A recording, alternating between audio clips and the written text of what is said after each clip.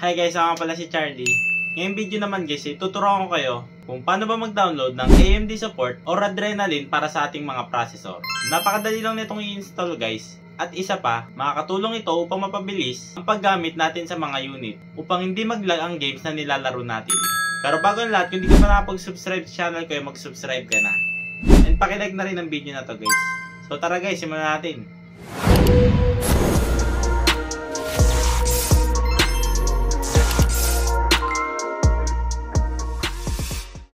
So yun guys, tuturuan ko kayo kung paano mag-download ng AMD support. Bago ang lahat, kailangan alamin muna natin kung anong model ng processor natin. Para malaman natin kung ano ang exact model ng processor natin, ay mag-open tayo ng DXDiag. Click lang natin tong Windows, then i-type natin DXDiag.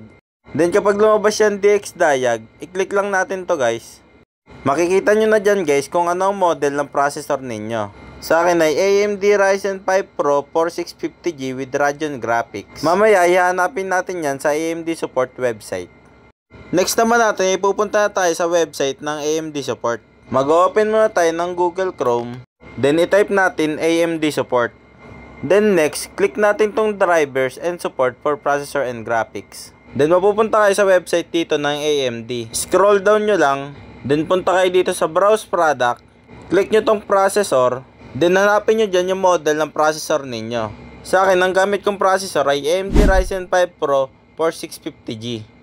So, i-click ko tong Ryzen Pro. Then hanapin natin yung Ryzen Pro 4000 series. Next, hanapin na natin yung Ryzen 5 Pro 4650G. After nyo maklik guys, ay submit nyo na.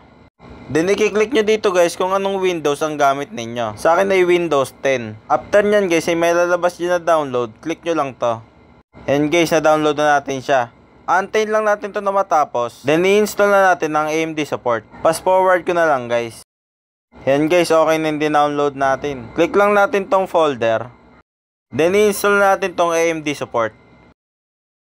Click nyo lang tong allow AMD. Then click nyo tong install. Fast forward ko na lang ulit guys.